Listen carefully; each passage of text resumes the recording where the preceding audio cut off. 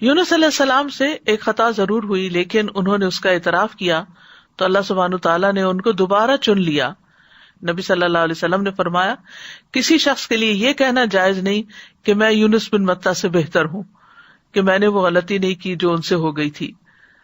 تو یہ یونس علیہ السلام کی دعا ہے، لا الہ الا انت سبحانک انی کنت من الظالمین۔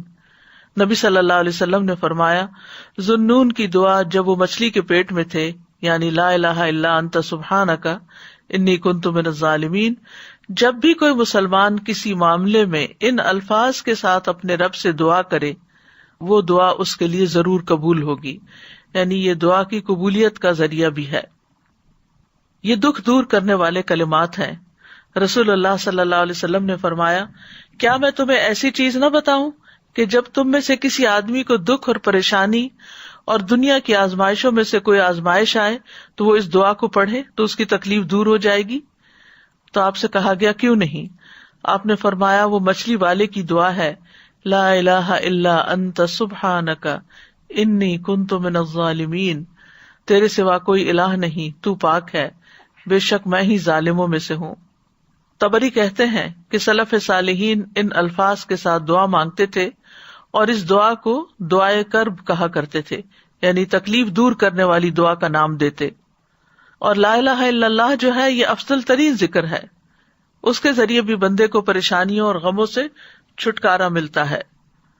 یہاں پر ہم دیکھتے ہیں کہ یونس علیہ السلام کچھ مانگ نہیں رہے، صرف اللہ کی تعریف کر رہے ہیں اور اپنی خطا کا اعتراف کر رہے ہیں۔ تو یاد رکھیے، اہل علم کہتے ہیں کہ دعا کی دو قسمیں ہوتی ہیں، ایک دعائے ثنا اور دوسری دعائے طلب۔ ایک ہے اللہ تعالیٰ کی تعریف پر مبنی دعا اور دوسری درخواست، یعنی کچھ مانگنا اللہ سبحانہ و تعالیٰ سے یا طلب کرنا۔ تو دعائے ثنا کیا ہوتی ہے؟ جیسے یہ ہے، لا الہ الا انت سبحانک انی کنت من الظالمین، اور جیسے لا الہ الا اللہ وحدہ لا شریک لہ لہ الملک ولہ الحمد وہو علی کل شیء قدیر، یہ عرفہ کے دن کی دعا ہے۔ اسی طرح ایوب علیہ السلام نے جو دعا کی تھی، انی مسنی الضر وانت ارحم الراحمین، یہ بھی اللہ تعالیٰ کی حمد و ثنا ہے۔ اور دعائے طلب کیا ہے؟ جس میں انسان اللہ کا ذکر اور تعریف کر کے اس سے کچھ مانگتا ہے، یعنی اسپیسیفک دعا کرتا ہے۔ تو اس دعا میں ایک طرف لا الہ الا انت سبحانک ہے اور دوسری طرف اپنی خطا کا ارتکاب ہے۔ یاد رکھیے کہ نبی صلی اللہ علیہ وسلم سے اس دعا کی کوئی محدود گنتی وارد نہیں ہوئی۔ یونس علیہ السلام کے بارے میں بھی نہیں پتہ چلتا کہ انہوں نے کتنی دفعہ اس کو پڑھا، لیکن انہوں نے ایک دفعہ بھی جب اس کو پڑھا ہوگا پوری تڑپ کے ساتھ، پوری شدت کے ساتھ، تو اللہ سبحانہ تعالیٰ نے ان کی دعا قبول کر لی۔ تو اس لیے لازم اپنے اوپر نہ کیجیے کہ 1.25 لاکھ دفعہ ہی ضرور اس کو پڑھنا ہے یا 100 دفعہ ہی ضرور پڑھنا ہے۔ جتنی دفعہ چاہیں آپ پڑھیں، چاہے 1,00,000 دفعہ پڑھیں، چاہے 100 دفعہ پڑھیں، لیکن پابندی اس کی ضروری نہیں کہ اتنا پڑھیں گے تو دعا قبول ہوگی۔ اصل چیز ہے وہ جذبہ، وہ اخلاص، وہ شوق، وہ تڑپ جس کے ساتھ انسان دعا مانگتا ہے۔ تو اس دعا کے اوپر آپ غور کریں تو اس میں سب سے پہلے لا الہ الا اللہ ہے جو کمال توحید کا بیان ہے، اور دوسرا پھر سبحانہ کا ہے جو کمال پاکیزگی کا اظہار ہے کہ اللہ تعالیٰ ہر عیب اور برائی سے پاک ہے، اور تیسرے اپنی غلطیوں کا اعتراف ہے۔ یعنی یہ 3 ایسی بہترین چیزیں اکٹھی ہو گئی ہیں کہ جس کی وجہ سے دعا قبول ہوتی ہے۔ اور پھر اس میں ان چیزوں کو دراصل وسیلہ بنایا گیا ہے، اللہ کی توحید کا اقرار کر کے اس کو لا الہ الا اللہ کو وسیلہ بنایا گیا، تسبیح پڑھ کر وسیلہ بنایا گیا، انی کنت من الظالمین اپنی عبودیت کا اقرار کیا گیا اور اپنی غلطی کا اعتراف کیا گیا۔ تو یہ سب دراصل دعا کی قبولیت کے لیے ایک وسیلہ بن گیا۔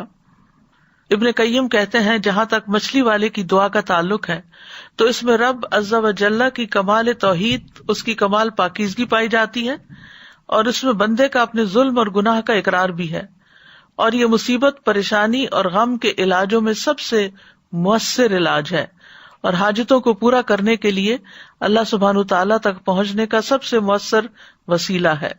اور یہاں پر توحید کی اقسام کا بھی ایک طرح سے ذکر ہے اور اقرار بھی ہے۔ توحید کا اقرار جو ہے یہ دراصل انسان کو رب کے آگے جھکا دیتا ہے، اس سے اللہ تعالیٰ کی عظمت کا احساس انسان کے دل میں آتا ہے، اور پھر تسبیح پڑھ کر انسان اللہ سبحانہ وتعالیٰ کو انتہائی پاکیزہ قرار دیتا ہے جو کہ اس کے شایان شان ہے، اور اپنے اوپر غلطی کو لیتا ہے اور خود اپنے رب کی طرف رجوع کرتا ہے۔ اور اس میں ہم دیکھتے ہیں کہ بہت لطیف طریقے سے ظلم پر معافی کی درخواست ہے۔ انہوں نے اپنی ذات پر اپنے ظلم کا ذکر کیا، جو ظلم کی تیسری قسم ہے نا، یعنی ظلم اور انسان کا اپنا نفس۔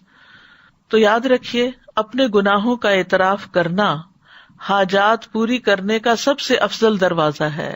اللہ عظیم ہے، کریم ہے، اس کے آگے مسکین بن جائیں، اس کے آگے فقیر بن جائیں، اور ساری قوتوں کا مالک، قدرت کا مالک اسی کو سمجھیں، اور پھر اپنے رب کو تڑپ کر پکاریں، تو انشاءاللہ دعا قبول ہوگی، غم دور ہو جائیں گے، حاجات پوری ہو جائیں گی انشاءاللہ۔